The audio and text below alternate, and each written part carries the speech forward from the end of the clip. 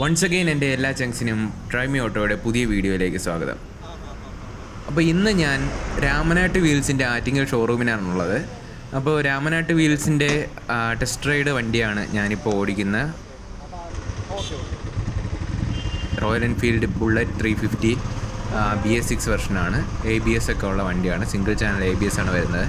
അപ്പോൾ അതിന് മുന്നേ ആയിട്ട് ഞാനിതിൻ്റെ ഡിസ്ക്രിപ്ഷനിലേക്ക് കടക്കുന്നതിന് മുന്നേ ആയിട്ട് ഞാനൊരു കാര്യം പറയാം. നിങ്ങൾക്ക് ഈ വണ്ടി ബുക്ക് ചെയ്യാനോ ഇതിനെപ്പറ്റി കൂടുതൽ വിവരങ്ങൾ അറിയാനോ ആഗ്രഹമുണ്ടെങ്കിൽ ഞാൻ ഡിസ്ക്രിപ്ഷനിൽ രാമനാട്ട് വീൽസിൻ്റെ ആറ്റിങ്ങിലുള്ള ഷോറൂമിൻ്റെ നമ്പർ ഡിസ്ക്രിപ്ഷനിൽ കൊടുത്തിട്ടുണ്ട്. നിങ്ങൾ അതിലേക്ക് വിളിച്ചു കഴിഞ്ഞാൽ നിങ്ങൾക്ക് ഇതിനെ ബുക്ക് ചെയ്യാനും ഡീറ്റെയിൽസ് അറിയാനൊക്കെ സാധിക്കും. ഇനി ഞാൻ വണ്ടിയുടെ ഫീച്ചേഴ്സ് എന്തൊക്കെയാണെന്നുള്ള പറയാം. പുതിയ ബുള്ളറ്റ് 350യിൽ വരുന്നത് പഴയ അതേ BS4 എൻജിനിലുണ്ടായിരുന്ന അതേ സെയിം എൻജിൻ തന്നെയാണ് വരുന്നത്. എൻജിനിൽ പ്രത്യേകിച്ച് മാറ്റമൊന്നും വന്നിട്ടില്ല. പക്ഷേ ഫ്യൂവൽ ഇഞ്ചക്ഷനാണ്. കാർബറേറ്റർ ആയിരുന്നു ആദ്യം ഉണ്ടായിരുന്നത്.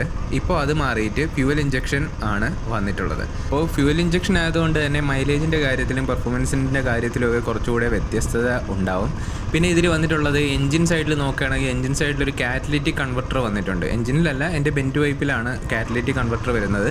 അതിൻ്റെ കൂടെ ഒരു O2 സെൻസറും വരുന്നുണ്ട്. അപ്പോൾ ഇത് ഈ പൊല്യൂഷൻ എമിഷൻ അതിൻ്റെ ഒരു അളവ് നിയന്ത്രിക്കാൻ വേണ്ടിയിട്ടാണ് ഈ കാറ്റലിറ്റിക് കൺവെർട്ടർ കൊണ്ടുവന്നിട്ടുള്ളത്.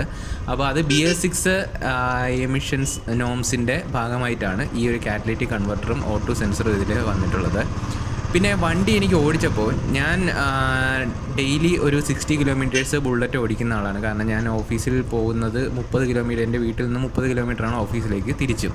അപ്പോൾ ഡെയിലി ഞാൻ എൻ്റെ ബുള്ളറ്റിലാണ് പോയിട്ട് വരാറുള്ളത്. അപ്പോൾ ആ വണ്ടി ഓടിച്ച് കഴിഞ്ഞിട്ട് അത് BS4 മോഡലാണ്. അപ്പോൾ അതിൽ നിന്നും ഇതിനെനിക്ക് വ്യത്യസ്തമായിട്ട് തോന്നിയെന്ന് പറയുമ്പോഴത്തേക്കും വണ്ടി കുറച്ചുകൂടെ വൈബ്രേഷൻ കുറഞ്ഞിട്ടുണ്ട്, ഒരുപാട് വ്യത്യാസമുണ്ട്. പിന്നെ വണ്ടി നല്ല പുള്ളിങ് ഉണ്ട്. മീൻസ് പഴയ BS4 എഞ്ചിനേക്കാളും കുറച്ചുകൂടെ ഒരു കൈ കൊടുക്കുമ്പോഴത്തേക്ക് പെട്ടെന്ന് കയറി പോകുന്ന പോലെ എനിക്ക് ഫീൽ ചെയ്യുന്നുണ്ട്.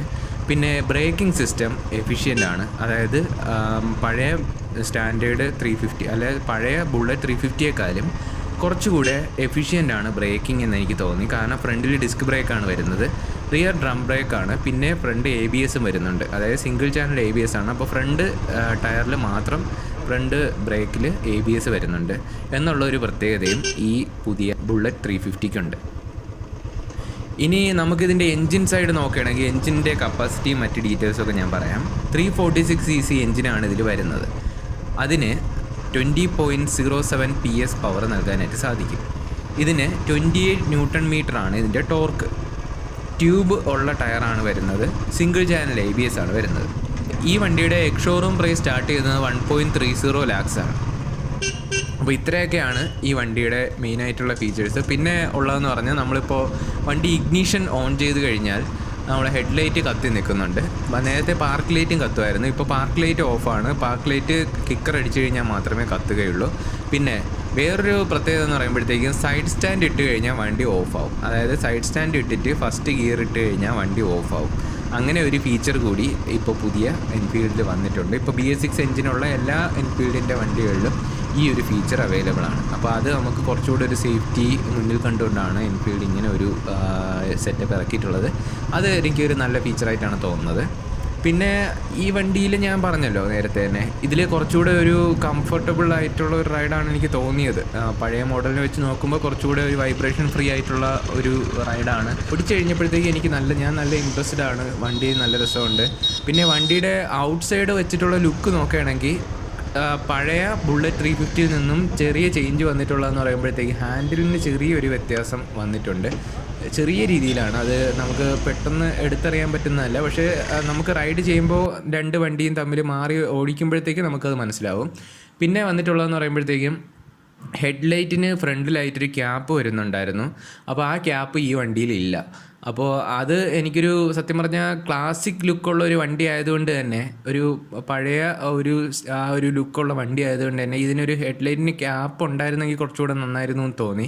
പക്ഷേ അതൊരു പ്രശ്നമൊന്നുമല്ല. നമുക്ക് ആഫ്റ്റർ മാർക്കറ്റിൽ ഒരു 100 രൂപയ്ക്ക് അകത്തേ ആവുള്ളൂ ഹെഡ്ലൈറ്റിനുള്ള ക്യാപ്പ് വാങ്ങി വയ്ക്കാനായിട്ട് സാധിക്കും. സോ അതൊരു പ്രശ്നമായിട്ട് തോന്നുന്നില്ല. അത് നമുക്ക് വേറെ വാങ്ങി വയ്ക്കാവുന്നതേ ഉള്ളൂ. അപ്പോൾ ഇത്രയൊക്കെയാണ് ബുള്ളറ്റ് 350യുടെ വിശേഷങ്ങൾ. അപ്പോൾ ഈ വീഡിയോ നിങ്ങൾക്ക് എല്ലാവർക്കും ഇഷ്ടപ്പെട്ടു എന്ന് വിശ്വസിക്കുന്നു.